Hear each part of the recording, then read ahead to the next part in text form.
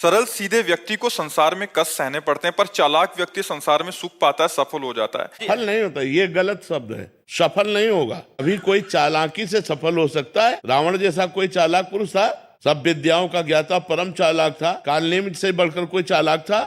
पूरी संजीवनी बूटी जैसी ही द्रोणागिरी में हर औषधि को कर दिया और साधु बनकर बैठ गए। हनुमान जी ने मार डाला, राम जी ने रावण को मार डाला, रहा न को कुल रोवन यारा। चालाक पुरुष सफल कैसे हो सकता? नहीं, सीधा सरल पुरुष कष्ट पा सकता है, पर सफल सीधा और सरल सच्चाई पर चलने वाला हो। जैसे धर्मराज युधिष्ठिर बिल्कुल सीधे थे, यहां तक इतने सीधे थे कि युद्ध क्षेत्र में कल कौन सी रणनीति है वो जाके दुर्योधन सीधे पूछ लेता था। भ्राताश्री कल कौन सा चक्रव्यूह रचना है वो बता देते थे। इसीलिए भगवान दो बैठक करते थे, एक युधिष्ठिर के साथ और एक युधिष्ठिर से अलग। युधिष्ठिर के साथ जो बैठक की वो चक्रव्यूह रचना ही नहीं होगी, क्योंकि वो दुर्योधन को पता हो। इतने सरल थे कि वो आके पूछ लेते, वो पूरी बात बता देते थे। तो आप देखो विनाश किसका हुआ? चतुर चालाक, जिसके साथ शकुनी, दुशासन, कर्ण, दुर्योधन के साथ इतने चालाक, चालाकी की हद थे ये लोग। तो क्या ये लोग सफल हुए?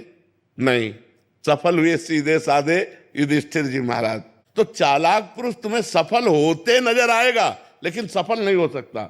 सीधा साधा पुरुष तुम्हें दुख भोगते नजर आएगा, लेकिन वो दुख भोगेगा नहीं, आगे चलकर वही विजय को प्राप्त होगा। थोड़ी यात्रा ऐसी है जिसमें संशय हो सकता है देखकर कि बेईमान, दुष्ट, चालाक, कपटी पुरुष उन्नति को प्राप्त हो रहा है और धर्मात्मा, ईमानदार दुख को प्राप्त हो रहा है। लेकिन परिणाम में जो सही चल रहा है उसका सही परिणाम होगा, और जो गलत चल रहा है उसका गलत परिणाम होगा पक्का।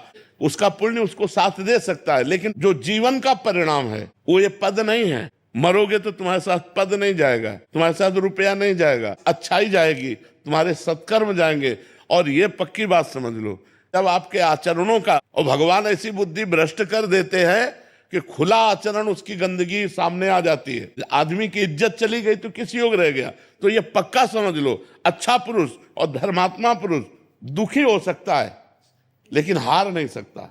विजय को वही प्राप्त होगा, ये निश्चित बात है। सामने से तो बहुत सुंदर दिखाई दे रहे और पीछे जो पाप कर रहे तो मालिक देख रहा है, उसका हिसाब मालिक करेगा। मालिक की दुकान में है सबका जीवन खाता। पाई भर का भी चूक नहीं होती हमारे मालिक से, एक एक बात का हिसाब होता है। अगर हमने अंगुली भी उठाई है तो उसका भी हिसाब है कि क्यों उठाई और कैसे उठाई।